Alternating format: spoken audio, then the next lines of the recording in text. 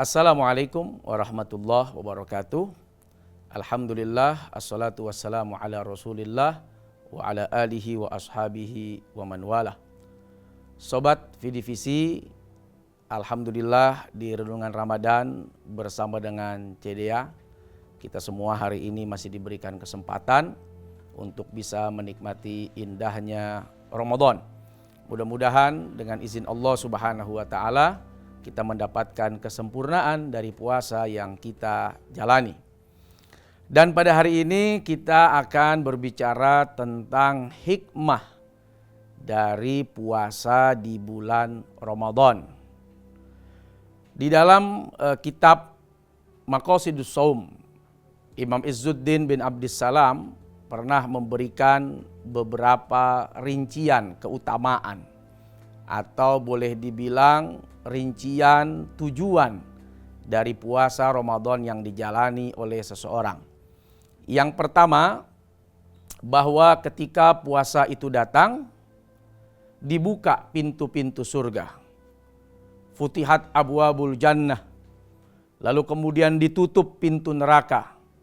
Wa ghulliqat abwabun nar. Dan kemudian setan pun dibelenggu. Wa suffidatis syayatin. Apa makna dari pintu surga dibuka, kemudian pintu neraka ditutup, dan setan dibelenggu? Yang pertama, pintu surga dibuka, kesempatan orang melakukan amal soleh, kesempatan orang melakukan amal baik, kesempatan orang melakukan ibadah, begitu amat sangat terbuka, begitu amat sangat banyak. Selain memang bulannya bulan mulia, kondisi suasana situasinya di bulan Ramadan juga memberikan spirit motivasi tersendiri untuk orang melakukan ibadah. Ibadah lebih baik lagi, ibadah lebih banyak lagi. Yang tadinya tidak berhijab, mungkin di Ramadan dia akan coba untuk menghijabkan dirinya. Yang tadinya malas untuk sholat, lalu dia akan berusaha untuk bagaimana bisa menjalankan sholatnya. Yang tadinya pelit, dia akan berusaha untuk senantiasa mau berbagi kepada saudaranya.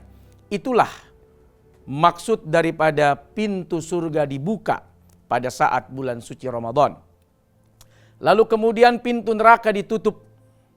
Bagaimana situasi kondisi Ramadan yang auranya menjadi aura positif, aura penyemangat orang beribadah, sehingga untuk melakukan dosa dan maksiat orang ada rasa malu. Nggak enak ini bulan Ramadan, nggak enak ini lagi puasa, entar apa kata orang.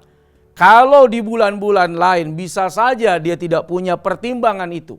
Bisa saja ketika dia melakukan dosa dia tidak memiliki rasa malu seperti itu.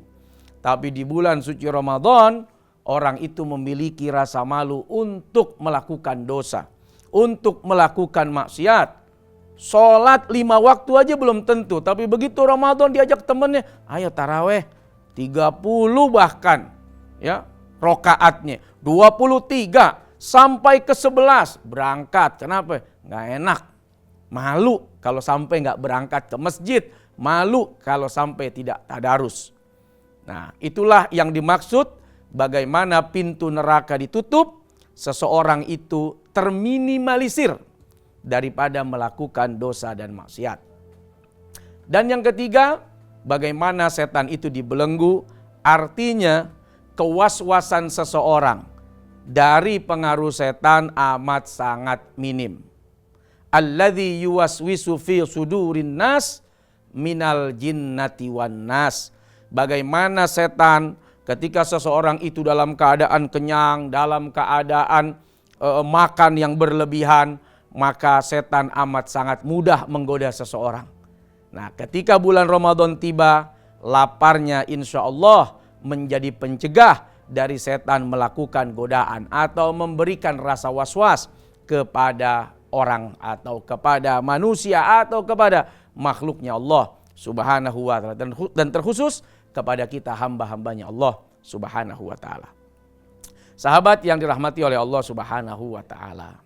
Yang kedua, di antara hikmah puasa Ramadan itu, Seseorang dalam 11 bulan ini kita menyadari bahwa ada banyak dosa yang kita kerjakan. Baik yang kita tahu, tidak tahu, yang sengaja, tidak sengaja, yang besar, yang kecil.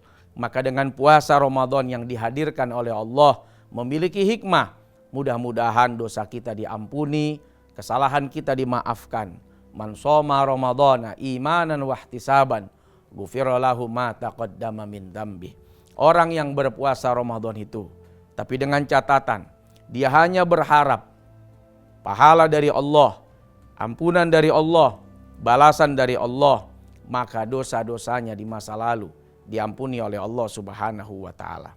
Berharap kepada Allah sesuatu yang amat sangat pantas. Berharap kepada Allah sesuatu yang amat sangat harus ada di dalam diri kita.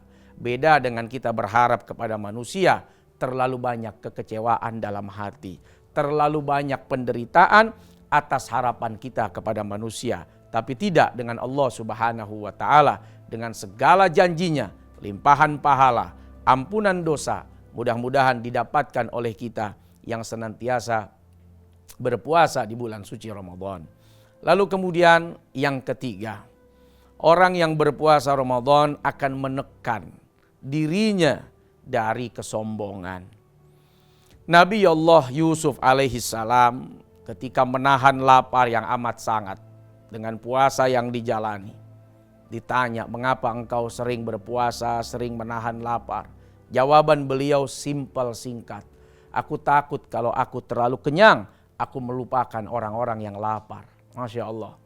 Orang menderita, orang susah itu dua kemungkinannya. Pertama, dia menjadi egois. Dulu gua pernah susah, dulu gua pernah menderita, sekarang no way untuk susah, tidak mau untuk menderita.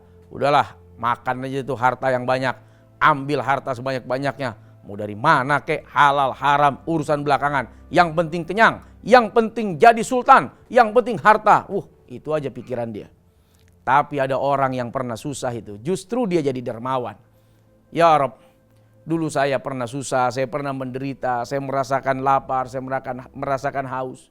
Inilah yang mungkin dirasakan oleh saudara-saudara saya yang tidak punya uang, yang tidak punya duit, yang tidak bisa belanja, yang tidak bisa berbuka, yang tidak memiliki harta, yang kurang dalam segi materi.